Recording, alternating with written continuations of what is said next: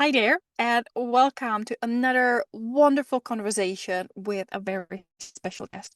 Today, we're joined by Zoe Carroll, who is a performance anxiety coach. She's a speaker, she's a neurodiversity and inclusion consultant, but most importantly, she is an awesome human being who, with her husband and her family, had to figure out how to put their life first, how to move things that always have been on their bucket list into to-do list, and how to really start living life on their own terms to create lives that they truly enjoy living, that they find enjoyable and worthy and exciting every single day.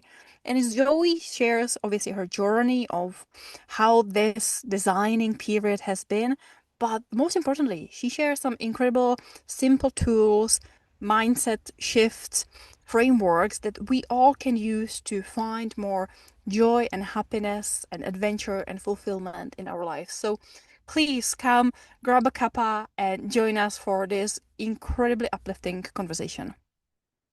But before we start this wonderful conversation, hit that subscribe button, like and share these videos with your friends, family, colleagues, because these conversations are really very powerful. And we've had a very powerful topic today that can help so many people. And we would love to get it out as far as possible. And for those of you who have already hit subscribe, thank you so much for your support. We really appreciate it. But the quick reminder, hit subscribe, like, share, and that notification bell so that you are notified when we upload new episodes. But now let's get on with this beautiful, wonderful, and really informative conversation.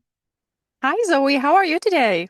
Hi, Lenka. Hi, Natalie. Yes, I'm really good. I've spent all morning outside in the sunshine, so today is a good day. That sounds like a wonderful way to start a day.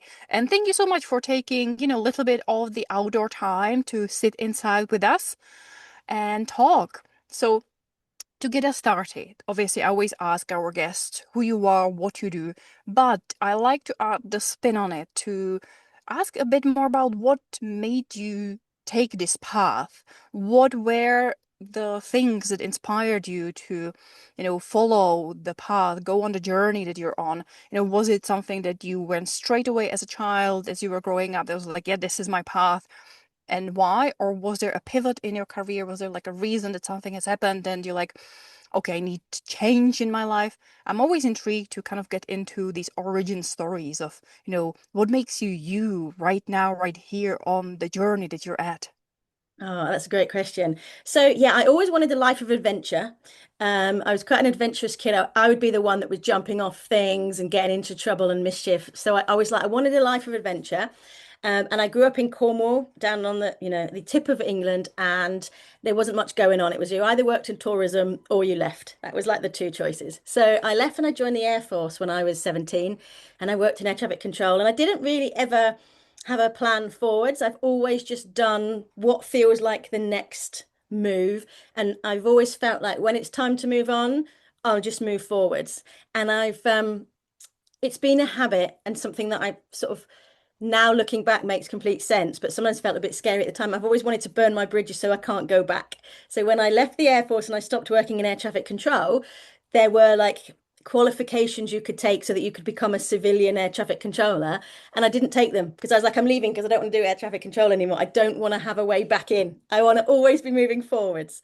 So round about the house, I went off and did a degree in sports science because I was interested in how the mind and the body work together and how we could like do our best work, how we could do things that felt brilliant. Um, and yeah, I met my husband when I was in the Air Force, and I've spent a long time in teaching, and when we kind of had this standard kind of life where I was working in teaching, he was in the police. We had two kids and a dog, and everything's quite traditional. And one day he was meant to be on a late turn in the police, so he was due to start in the afternoon. And when I came home from work, he was still at home, and he just sat in our armchair, and he didn't look right. He looked all grey, and I was like, "You all right?" And he said, "No, I can't do this anymore." And at that moment, I wasn't sure what he couldn't do anymore. And I was literally like, you mean you can't do us, our relationship? You can't do the job? You can't do like life? Like, how bad is this? What is it you can't do? And he's like, all of it. I can't do any of it. And for me, that moment of like the rug being pulled out from me and not seeing it coming, that for me, that was the most terrifying thing. Is like we have this life. We'd live together. I see you every single day. We communicate, we talk, we sort the kids out, we're cooking meals. Like, how do I not know the pain that you are in? How do you feel this bad? And I don't know. And so my, first things first, made a cup of tea to have a conversation about this. And then was like, right, okay, what do we need to do? What do we need to do? So the first things were like getting stuck in with getting him mental health support, treatment. I was like, you need to stay.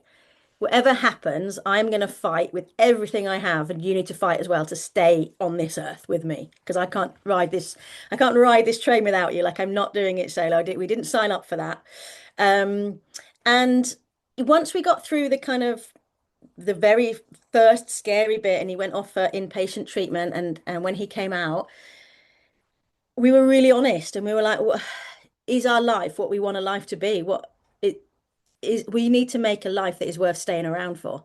We need to make a life that means our kids have both parents still in the world. Like we need to do everything we can to make our life really happy and be talking more if it isn't. So from that moment on, we kind of, I mean, we've both changed careers, we've done lots of like retraining, and everything is now like happiness first. So all the things that were on our bucket list are now on our to-do list. Like they're not sometime things. They're like, what's next? What's the next adventure? Because we needed to sort of build that in. So yeah, there was that one very clear moment when I was like, are we building the life worth staying for? And that's kind of like what our driving force is now. Is this the life we're choosing? Would we choose this? Or were we, because I think before we were sleepwalking into the expected way of doing things, stable careers, working in the public sector, pensions, all that stuff. And now we care much less about that stuff. Oh my gosh, I knew I wanted to have you on a podcast for a reason because you are speaking my language. I think myself and Natalie were similar in a way that, yeah, we want more life in our lives. We want to live life for the living, not for the working, not for the money, not for being on a traditional path and having what everyone else makes us believe we're supposed to be having. So, some of us have bigger wake-up calls, and yours sounds very scary with your husband of like, this is a big wake-up call. But I love the fact that you have then made the conscious choice of design your life rather than being like, life is happening to me. Be like, no, no, no, I am choosing this life. And I've been thinking about it a lot recently for myself because I've had some van travels on my travels, and yeah, there were a couple of days I'm like, will my van break down? How expensive it's gonna be? Am I gonna get stranded in a snowy Alps? But at the end of the day, even when things got emotional and stressful, I was like, I would still choose this hardship. I would still choose this challenge over the security of a job, the security of a house, the security of, having a bigger, more stable income. So I love the fact that we're on the same wavelength in terms of you're choosing your adventures and you're living for the life rather than for, the path that we're kind of made to believe to follow. Yeah, I think that's so true. We one of the things that I did after he sort of came back and we were like working on our life was I'm a real nerd. So if there's research to be had, I'm researching it. So I was like, what actually makes us happy? Like what are the foundations of happy? Because lots of people think, well, like, when I get to this point, then I'll be happy. Or there's like a delayed thing, like you have to reach some outcome, or you have to have this like level of stability, for example. And all of the research shows that, as you rightfully say, we need to choose challenge because if we take the easy path, there is no learning, there's no resilience, there's nothing to be proud of ourselves for, there's nothing that makes us say, yeah, I did that and it was hard. And I think, and people are like missing that. I think a lot of the ideals that people have is like, when I have so much money, I don't need to work anymore. That's when I can relax. That's when I can take my foot off the gas. But actually, sometimes doing the or like waiting for life to be easy or doing the easy thing has no reward in it. And we can't, like you say, just work for the money because yeah, after a certain amount, once your basic needs are met, no more money makes you any more happy. And like people chase this golden amount of money that they think in their head is going to change everything, and it doesn't. And it's actually that choosing challenge, living with purpose. You know, the research is really clear that we don't understand happiness very well. We don't understand the difference between happiness and fleeting joy. We don't understand the difference between like a purposeful life. People say they're values led, and then you ask them what their values are, and they can't tell you. And it's like, well, how are those leading your life then? If you can't even tell me what the values that are leading it are. And so people say I'm purpose driven, and they can't tell you what the purpose is. So you know, there's a lot of this kind of speak around that doesn't mean anything. And I really wanted to get underneath the skin of that and say, right, if you were building from the bottom upwards, if you've hit rock bottom and you're building up, what does it need to look like? And I often use the analogy of a cake, that you have to sort of bake your own cake. Who doesn't like a good cake? I love this analogy. You need to bake your own cake.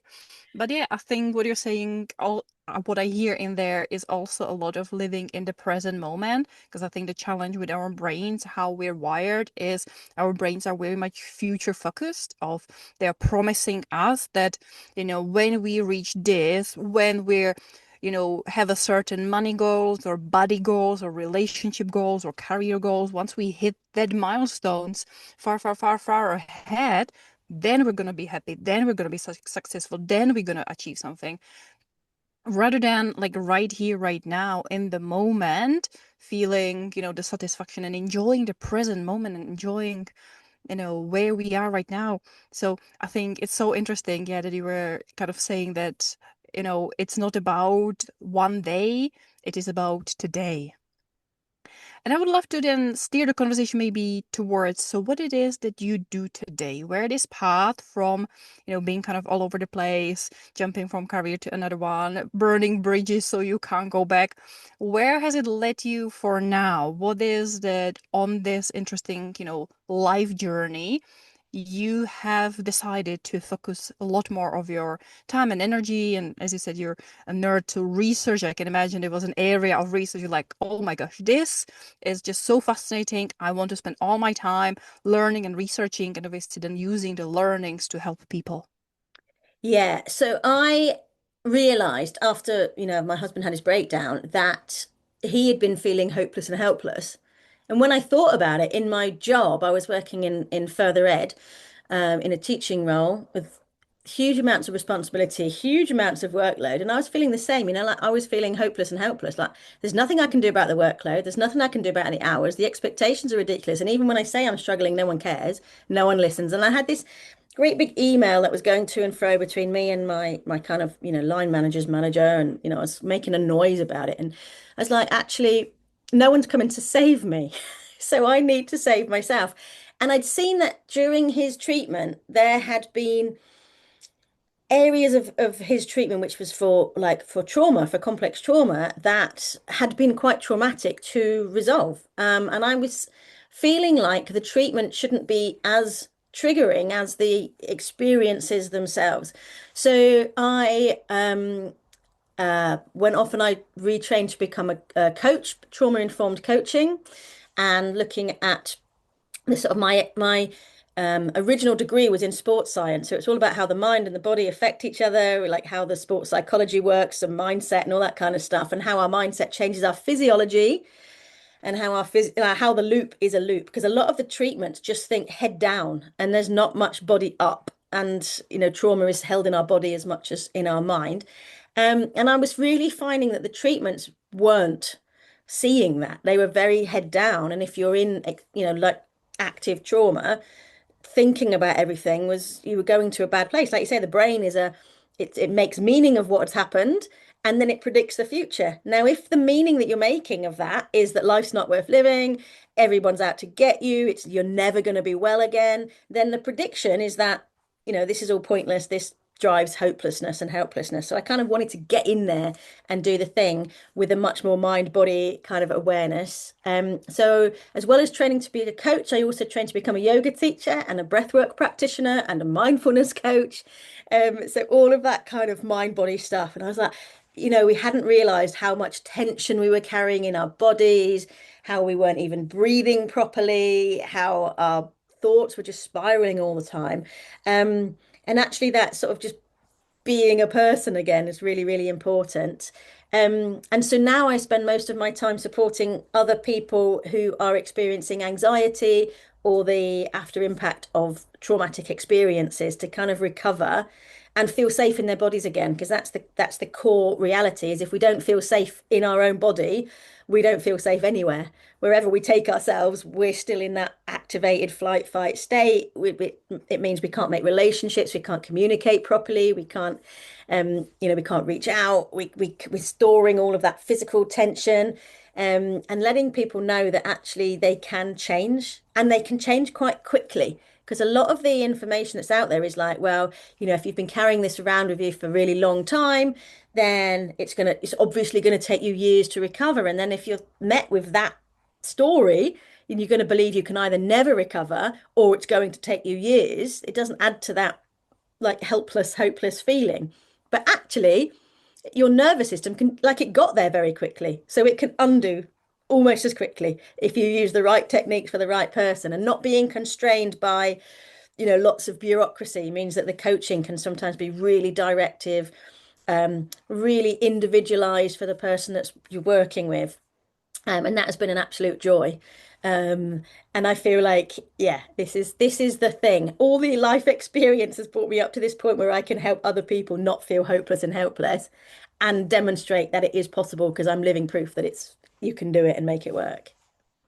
Loving this conversation. And we've had trauma coaches and people who work with trauma on before, and one author that Lenka and I both love comes up a lot is Gabor Mate, who really talks about trauma. And trauma is something that I didn't think I had trauma until Lenka introduced me to Mate's book. And then I'm like, oh, okay, I do, because I didn't have the sexual abuse, alcoholic parents, narcissist parents. But when you actually look at it, we all have levels of trauma and how we're dealing with that.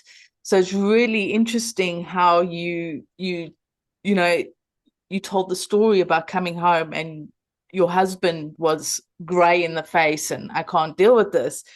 And that reminded me of a situation that I had with my husband about 13, 14, 15 years ago, somewhere around there, ages ago. And he also was in a job he wasn't enjoying, and he was looking pale. He didn't say, I can't deal with this anymore. He was just, dig deep and go for it. And I actually said to him, you can't do this anymore. So big changes happened. He came out of the job he had and started dog walking, and that created a change. And you also mentioned burning bridges, and I've done that. And I'm now back in South Africa when I burnt my bridges 26 years ago. Yeah, sometimes you do have to go back, but it's not going back. It's just going back to my homeland, so to speak. So, because I grew up here. So it was really interesting how these two things that you talked about just reminded me of experiences. So sort of parallels, not exactly the same, but parallels, and how we can create the changes. I mean, we've just recently packed up, shipped our stuff, and moved to South Africa. My husband's born and bred in England. So this is a totally new experience. And where we are in Johannesburg at the moment is temporary, it's not permanent. Feels like it sometimes, but it's not permanent. But the thing is how trauma can also manifest when you don't even realize that you have trauma. So I am dealing with a lot of stuff that I left the country, so I didn't have to deal with it. But you can't ever just not deal with it. It comes back, and often it comes back at a time maybe when you are not in a space to deal with it, when you not ready to deal with it. So it is about confronting it and finding ways to really work on the trauma so that it doesn't put you in that helpless hope. Hang on. I'm just going to get that phrase. Helpless, hopeless phase. I think I got that right. Where you think, what's left? What's there? Why do I get up in the morning? Why do I bother? And quite often is we do want to run away from our trauma. We don't want to deal with it because it's yucky, it's painful, it's emotional. And as you said, the system doesn't allow that to happen. There's a lot of talking, which is living in it, but there's not a lot, and it's coming more and more where it's not about talking your way out of it, because that doesn't work, because your brain is obviously sitting in it and it just going round and round. So I love how you've taken a whole lot of different modalities, mindfulness, breath work, to help your clients, yourselves, your husband, to get through it without this one way of dealing with trauma that doesn't always work. Some talk therapies do work for some things. It's not that they never work, but for trauma, they don't seem to work. And so I love how you're bringing other modalities in to really help and focusing on more joy in your life. Create your bucket list has now become your to-do list. And I think everybody needs to do that. Stop with the bucket list. It's too overwhelming, and we can make so many excuses not to do it because we're too busy with our to-do list. Whereas if your bucket list is actually on your to-do list, you have to make a plan and, work out how you're going to get it done. So with that is, what have you and your husband been doing to incorporate this new way of life, of living into your life? Because I know you said you've retrained and all that, but what are you doing sort of on a day-to-day basis or a weekly basis, and how did that transition work? Because yes, we might decide to make a change, but there are practicalities, these little things called bills and mortgages and, just food. Who needs food? Who needs a mortgage? But these things are part of life, and we might want to make a change. It's not always an overnight change. It's not always, okay, I'm just going to be doing this. We still have the practicalities of life that we need. So I'd love to know sort of how this transition worked, how you managed to transition from the traditional way of life, the jobs, the bills, the go here, the line managers and all this, to where you are now, because I'm sure there's a lot of listeners who are maybe wanting to do that, but the idea, is it manageable? Is it doable? How do we start? So if you can just share a little bit of that transition period. Yeah, that's a really good question, because it wasn't overnight. Literally wasn't overnight. It took us quite a few years to get to the point where it all felt like it had sort of settled in. So we kind of triaged it. So we were like, the first things are, he could not stay in the police and deal with more and more trauma going into the trauma bucket that was not being released. So the first mission was to get him out of the police, and then we could look at what other jobs he could do. And my husband is an artist, and he used a lot of artist therapy in his rehabilitation. So he painted lots of the things he'd experienced, and then we kind of parted with those. We sort of had a few rituals about how we were going to let that go and how we're going to get it out and then let it go. And we were really keen to look at who we were at our core and how we could incorporate that in the jobs that we do. So we have a son, we're two children, and our son, our youngest one, has got quite significant additional needs. And so we, as a family, we can all Makaton sign. We're quite good at, different ways of communicating. We're good at anticipating need. We're good at reading people's nervous systems, all that kind of stuff. So he found a job working with young adults with additional needs. So first of all, he worked in a special school, and now he works in a unit that's for young adults. And he does a lot of art as therapy with his students as well. So kind of getting them to express emotions when they can't use language, that kind of thing. And he's always bringing something home. I cannot throw a yogurt pot in the recycling without him saying, "Oh, I could use that for glue." Like, like everything has got. We've got an egg box that nearly got into recycling this week, but apparently it's going to be 6 noses for the Barry Manilow show. So, all of this stuff. And it's really nice because he's using his creativity. And what we understand about the brain is that, as you rightly say, we process different experiences in different places. And a lot of the traditional models of learning and a lot of the traditional jobs now are very right hemisphere focused. So they're very, and that's where anxiety will sit, because it's logical and it's talking to ourselves, it's thinking patterns. And the creativity exists in the other side. So if we're never using that creativity, we're always sitting in the part of our brain that's feeding and fueling and looping around on that anxiety. So for him to be doing something that makes it that leap and is using his creativity has been really beneficial. So once he was stable, then it was like my turn, if you like. So then it was like, so we had to look at what his salary had come down to and then work out what I could afford to, like, how much do I need to make for us to, do this. And then we've always got our backup plan is that we could always live differently if we need to. We can always choose to downsize our house. We could always choose to live in a different area. Like, we've kind of never said that because we've stepped out of that mold of like there's a right way to do this.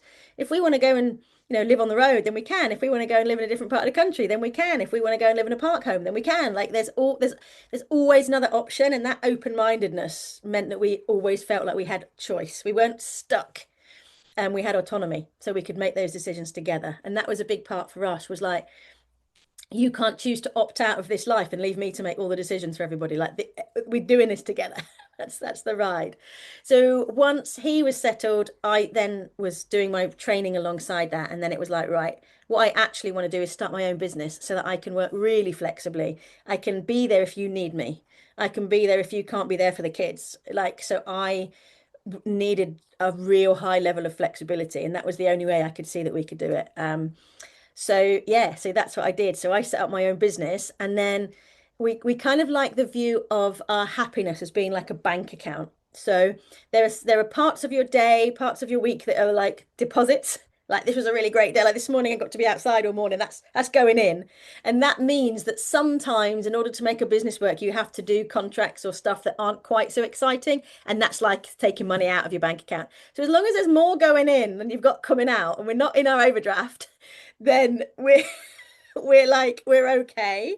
And I think that sort of keeping a view is like, actually, because sometimes we can like be earning a little bit less, but that means I can spend the morning on the beach with my friends and go wild swimming, because that's something that is a massive deposit. And it's not all about physical money, it's about like energy, time, all of those things. So it's like, how do we balance all of it, not just the financial? It's kind of thinking what's gonna balance out our kind of energy, our focus, our money, our joy levels. Like, that's all taken into consideration. But yeah, it was triaged and it was done like step at a time. And it was kind of, what's the worst that could happen, was like our starting point, where if it goes badly wrong, I just get a job. Like, nothing, because we've got that living in the moment sort of like feeling, and we're always moving forward. Well, if it doesn't work, we'll just do something else. Might see a job that you really want, like the look of, and just go and do that. Like, it doesn't matter.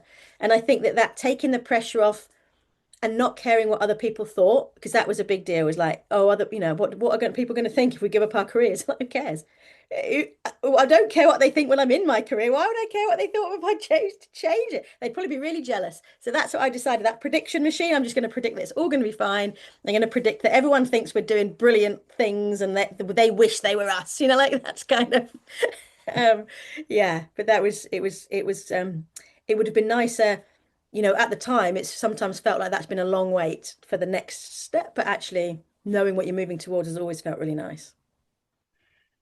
Oh my gosh, I love the bank account analogy. I love that idea of, because I think again it's a challenge with happiness, that if we're seeking happiness, we're seeking this permanent state of constant happiness, of this level of we're always happy or more, we're always joyful and more, we're always very content and more.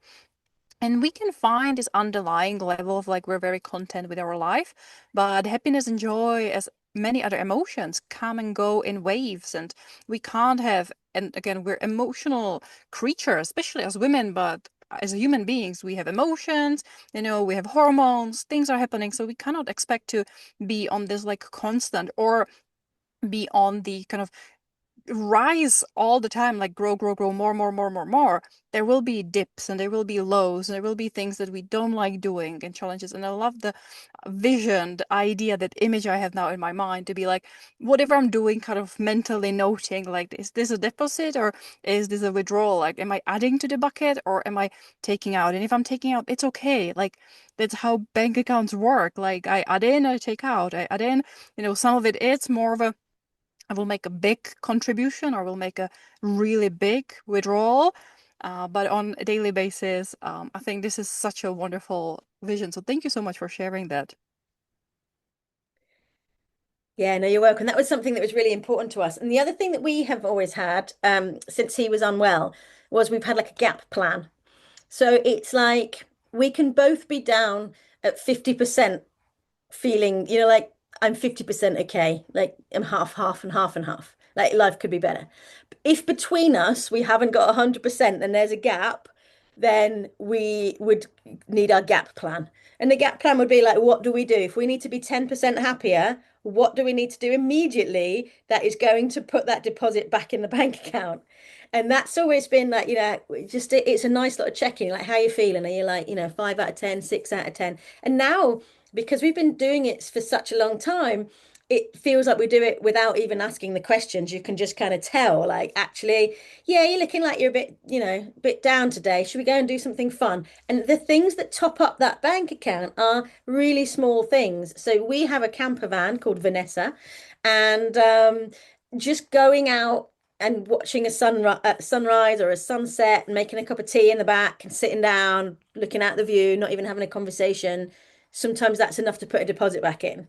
And sometimes it's like that 5, 6% you put in, and then another one, take the dog out, and that's another 4%. And you're like, how are we going to close this gap? How are we going to fill up that little percentage? And then once you're on the rise again, it just changes enough that you like the floodgates open. So yeah, thinking about like what those little things are. And then one of the other things that we do is I have this like four-way grid that I draw out every day for us and our family, because we've had ups and downs with the kids' mental health and things like that as well, through exam periods and things like that. And we've always said we've got to tick off these four things every day. So we have to move our body, we have to still our mind, we have to learn or create, and we have to connect and share. So as long as we can tick off each of those four boxes, then we know we're not going into that overdraft, if you like. So sometimes we'll be down and you'll be like, well, have you moved today? Like, have you actually been for it? Just get round the block. Have you actually stopped and stilled your mind for 5 minutes and just got out of the busy lane? Have you just calmed it down? Have you actually learned anything today or created anything? Because if your creativity is not, being used, you're in that other half of your brain all the time. So we look at that. Have we done any? And he draws a lot, and I create in other ways.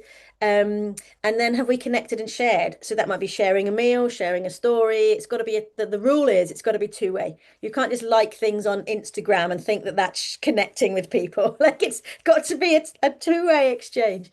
So that really helps as well, because it's a really easy thing. Everyone in our family knows, like that's the question that mum's going to ask you if you're saying you're a bit down today. Well, have you moved? Right, we'll go and do that first. Have you quietened your mind for 5 minutes? Well, then do that next. Like, what have you learned today? Tell me something you've learned. Let's go and Google something. Like, and it kind of just gives us a framework. So it always feels like you are in control and you have got you're not a victim to your rumination. You're not a victim to what's going on. You're not just focusing on, oh, well, maybe we'll run out of money this month or whatever. You're thinking, well, we might run out of money, but I can still walk around the block. I can still quiet my mind. I can still learn something. I can still connect and have a conversation. So it's like I can always lift my mood, and we all know how we can do it. And that's been really beneficial because it never feels like you're helpless and hopeless if you've got four things you can always do. So it's somewhere to start that just changes your mind. So I love that box idea. I think that's brilliant. I think every person and family need to create that box. And one of the things, you mentioned, you know what to do. You go in the camper van, you'll watch a sunset or a sunrise, or so I gather it's building up a index or of different things that you can do that helps you to deposit into your bank account, and knowing some are bigger and some are smaller. Some might take a couple of hours, some might take 5 minutes. So it's finding what works. So it's really giving yourself the space and the time to see what works, because you might think, oh yes, I'd love to draw, and then you're realizing drawing is actually really stressful for you, whereas somebody else, it's therapeutic, it's calm. So it's finding what really works. I mean, I love going for walks, but if you tell me to walk around the block, I'm like, no, it's the most disgusting thing, because it's along a road and there's cars, there's no nice scenery. All you see is brick walls and rubbish. And I live in South Africa, so it's not the cleanest country. No, I know fresh air is good, but that's not going to do it because of where I'm at. So just going for a walk around the block is not practical. But yes, I love it. I love going out for a drive, but that's a day trip because it's a good couple of hours there, and then you really want to enjoy it. So it's finding what works for where you at as well. Maybe finding new hobbies. Hobbies used to be a massive thing, whereas now we don't have time for hobbies. They're too expensive, or it's too much hard work, or something. Is get back into those hobbies you had. Either knit, sew, crochet, do pottery, do drama, go join a choir. It doesn't matter what it is find something that you really enjoy, and then you start to have a balance. And if you were the family, what do you like to do together and what do you like to do separately? Because you don't have to do everything together as a family. It's good to do some things together. So I guess for our listeners is to start to really see what it is that you want to do and try new things. Maybe take that bread making class on a Saturday afternoon that you've been thinking about, and see, do you like to make bread from scratch? And that's something you can do. Maybe the thought of that, just no, I can't boil water. What am I going to do, make bread for? But it's try new things, try and find what works. And not everything is expensive. Look for, if money is tight, and I appreciate that money is tight, look for ways that you can do it. Maybe you can swap with people that they have a hobby or a skill, and you can say, right, why don't we get together and teach each other or something. So it's just thinking outside the box and finding something that really brings that joy. And when I'm saying joy, I'm not talking about the hee, that all happy, but that joy, that content, that feeling of content, because you can still have that even when life is rough and you're feeling down. You can still have that feeling of, okay, this is just a moment. It's all cool. I'm going to come up the other side, instead of that, oh my God, this is the end. And I think that is something that as human beings is to try and find that content, that feeling of joy and content, because that helps you to ride the rough and to really enjoy the smooth. And it's just finding new ways of doing things. And not everybody is in a position to own their own business. It's great because you have the flexibility. It also can be more stressful and hard. But the thing is if you are in a job and you maybe need to stay in it or want to stay in it, still find those things that you can do in the evenings or on the weekends or when you're not at work, or even finding new ways of getting that in work maybe you need to have a conversation with something. So it's really about, as you said, changing, making the changes and not just sitting placid and just allowing life to happen to you, but to actually start to look, how can I make these changes? Because you don't always have to make a drastic change of live in a van or be shocked by a husband in the, saying, I can't deal with this, or move countries. Sometimes where you're at right now, you can make those little changes. And yes, they might be uncomfortable and it might be a bit of a challenge. But as you said, it's a good thing, because when we've got that, we are learning. So I really love this examples that you gave, with creating that box, but also about finding ways to do something different. We all know nature's good, being out in nature, but that's not always practical. I mean, if you're in England, it rains 90% of the time. You don't always want to be out in the rain. But the thing is, sometimes just doing stuff at home or with others, or just finding something different. And creativity is so important. Even if you don't think you're creative, everybody has some form of creativity, whether it's writing, whether it's sewing, whether it's painting, whether it's drawing, cooking. All these things are being creative, and there's so much more, and I can't think of them. So it's just finding what works for you, trying something different, try something new that maybe you think you'll like, but you don't know until you've tried it. And if you don't like it, try something else. And there's so many things. So I really love how you bringing that in, and you bring it in as a family.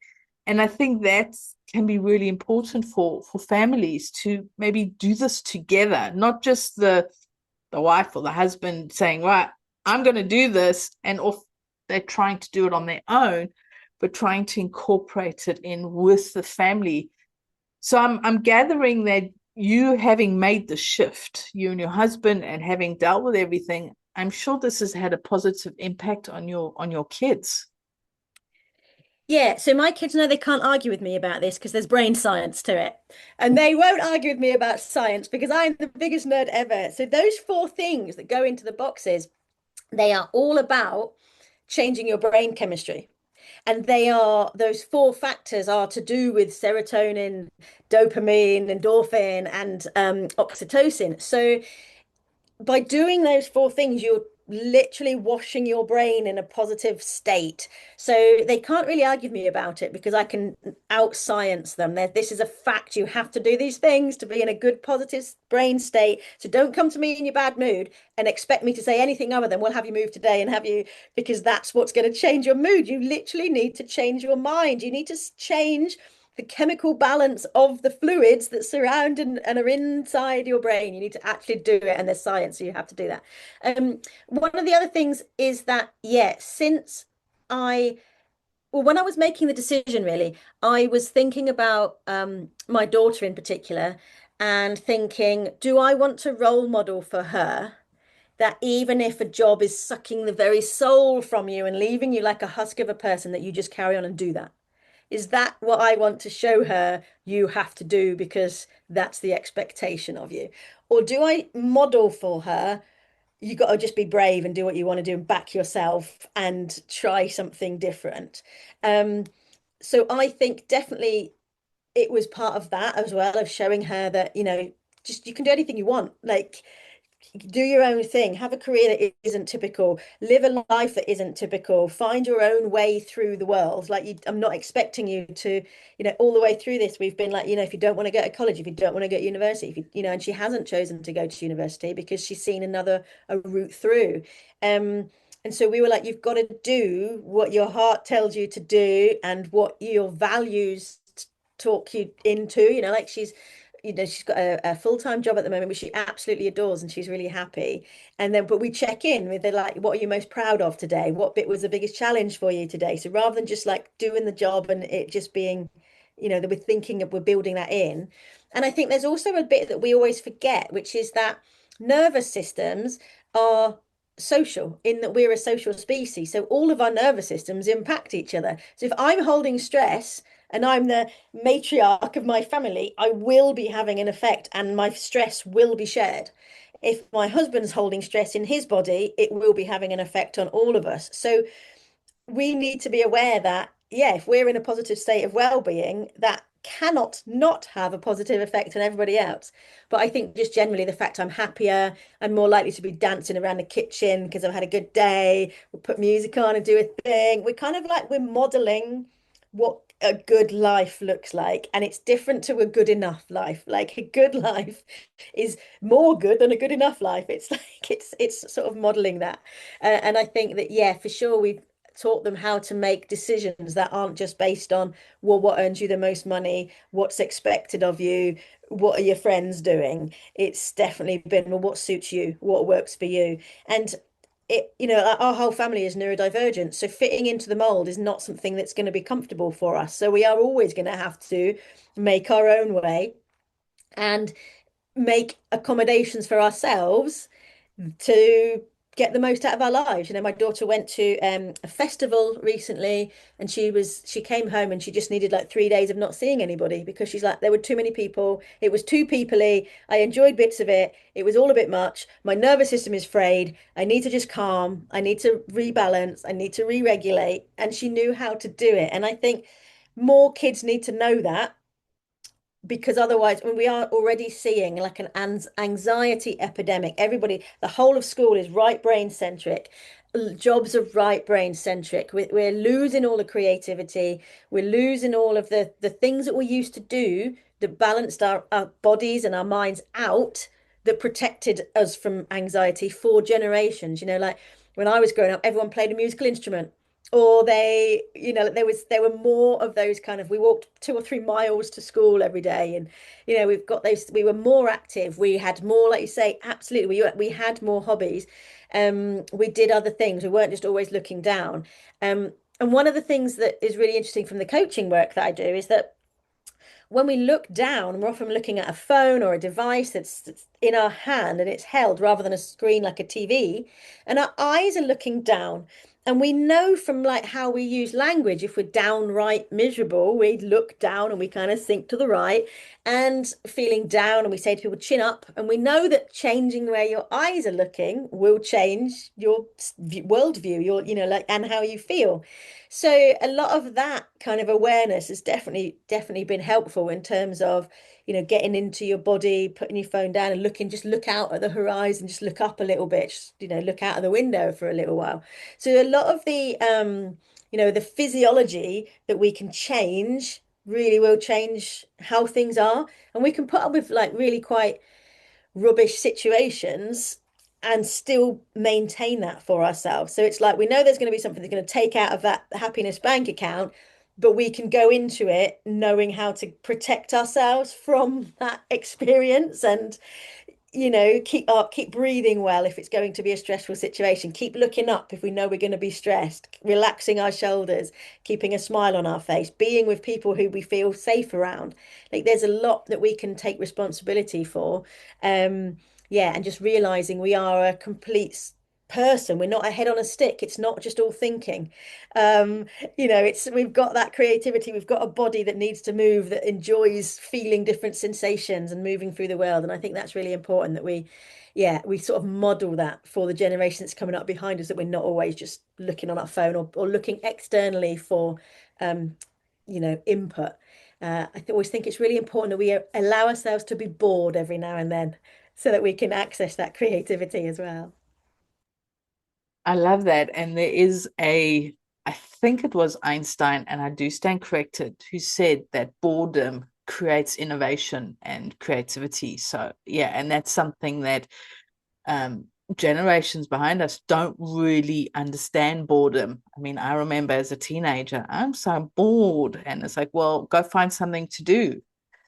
Read a book, go play in the garden, you know, do something. Or you can wash the dishes. No, I'm fine. I'll go read a book. I'll go do something. You know, that boredom, but through the mobile phones, that boredom's not there anymore, because if you feel bored, you just, you know, scroll through whatever you're scrolling through, and that takes away that boredom. So I love how you said we need to be bored. And I think as adults as well, boredom is something that we've not grown out of, but forgotten how to be bored and to find something to do. So thank you for sharing all that and sharing about the eyes up and looking. And I do also know that if you look from close up to distance, that also helps. So like you said, look out the window, because you're actually then looking at a distance. Or if you're sitting in an office and there's not necessarily a window, is try and look further than just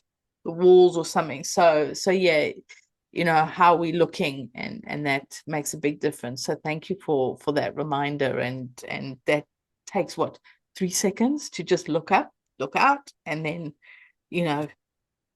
going back to either what you're doing, or that might just shift something. So thank you for that. This is our gold nugget section. We love our gold nuggets. Zoe, can we please have your gold nugget? Wow, that's a big thing to kind of end with, isn't it? If I was going to think about one golden nugget, it would probably be when I was talking about baking this cake. I was thinking about it in like 3 layers, and the bottom layer for me is purpose, the middle layer is passion, and the top layer is pleasure. And if we have all of those 3 layers, then we will have a happy life as far as I can see, because we need to build on the purpose. We have to have that first. Then we have to do the things we're passionate about. We have to follow that golden thread of whatever sparks that light within us. And then the pleasure, we have to just allow ourselves to enjoy it when we have it, without guilt, without shame. And I always think of pleasure as being like the icing on the cake. And if we're looking for pleasure, but we haven't got a purpose and we're not following our passions, we will just end up with a plate of icing, and nobody wants that. We want to have the full cake, right? So, yeah, for me, that would be the kind of in your mind, if you're thinking, right, what's the purpose, that base layer? How am I living a life that I am passionate about? And how am I enjoying my pleasure? Then those are I think, the recipe for your cake of happiness, if you like. This is why we love our gold nuggets. I love the cake, and I will admit, when I bake, I do love a little bit of extra icing, but it's not the same unless you have the cake, because it's then too much. So you do need that cake, and I love how you've explained this cake. It's wow, it's just very powerful. It's a really simple analogy, and it's easy to start to put into place. But there's nothing to stop you from having the extra teaspoon of icing. It's always a good thing. So thank you so much for sharing that. That was a really wonderful and really powerful gold nugget. Now, if our listeners are listening to this conversation and they're thinking, you know what, I need to find out more, maybe about the trauma-informed coaching, about changing the way they are living, or just wanting to come into your space or be in your circle and find out more from you, or how they can start to make shifts in what they're doing, or know somebody who you can possibly help, where can people find you? So I'm mostly on Facebook, where I'm Zoe_Carroll_coach. I'm the same handle on Instagram. My website is zoecarroll.com. And if you are happy, I do have that 4 square grid as a PDF that I'd really happily share with your listeners, so they can tick that off for themselves. So I'm sure we can get that somewhere that people will be able to sign up to, because it'd be really nice to give people that as a gift, as a reminder that you've always got control. You can always take back the reins. You're not a victim to circumstance. I'd really like to give that to them.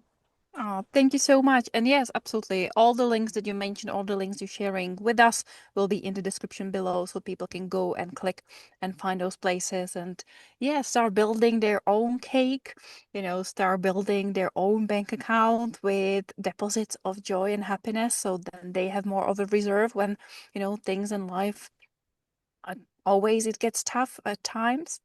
So thank you so much for all the time and wisdom you've given us today. But here on this podcast, we always want to squeeze in one more question. We always want to squeeze in a little bit more. And because, as we said at the beginning, we're all about finding more life in one's life. And, you've already told us a lot about what brings you life, but is there something to summarize, to wrap up at the end, right now, where you are on your journey with your life and business and family and adventuring? What gives you the most life right now? Oh, that's a really good question. Every night when I go to sleep, I like to review my day and just check that I'm actually happy, check that I've, built my cake for the day. And then one thing that really fuels it is taking a minute to notice what I've been most proud of. And I think pride is a really undervalued emotion, and it fuels a lot of our positive feelings about ourselves, like our self-worth and our self-respect and that kind of thing. And it's got a bad name. It's like, we say people are too proud of, whatever. But I think if I can be proud of my life every day, then I know I'll be able to look back on my life and be proud of all of the days. And I think that's a really nice way to sort of end the day. It's like, yeah, today was a good day. I can be proud. I've put some positive spin into the world. I've made a difference to somebody, proud of the sharing the messages, whatever it is. It's like, yeah, every day we're looking for things to be proud of ourselves for. And I think that's a really nice way to know that you're on track, know that you're following your own thread, know that you're following your own true path and your own purpose. And I think when you're not, when you notice immediately then at the end of each day, actually today I wasn't proud of what I had to do today, then we know that we need to course correct the following day. So it's a nice, easy way of checking that you're still on track. And every day you can lie in bed and go, yeah, today was a good day. I'm proud of that. Then you can rest easy and sleep well. I love that. And as you said, pride is something that has been looked at in a negative way, but actually, if we are proud of what we've achieved or what we've done, that has a totally different connotation. So thank you for that reminder. And I love how you like to look back and see what you've been proud of for that day. So thank you very much for sharing. And thank you for, sharing all the advice, the wisdom that you've had, your story of how you've landed up where you at, and all these tools that you've shared with us. We really appreciate you coming in from the beautiful sunshine and the garden and coming here and speaking with us. Thank you so much. We really appreciate your time and energy. Thank you so much for having me. It's been an absolute pleasure. And for our listeners, what have you got from today? Are you in that position where trauma is just sucking the life out of you or people who you know? Or have you gone through that and come out the other end and have found your balance, found your purpose and a way for you to live? Do you know somebody who could really benefit for having a conversation with Zoe? Please do reach out to her, or any life experiences that you've had that you can add to this conversation. We would love to know. Share in the comments. But until next time, we'll talk to you soon. Bye.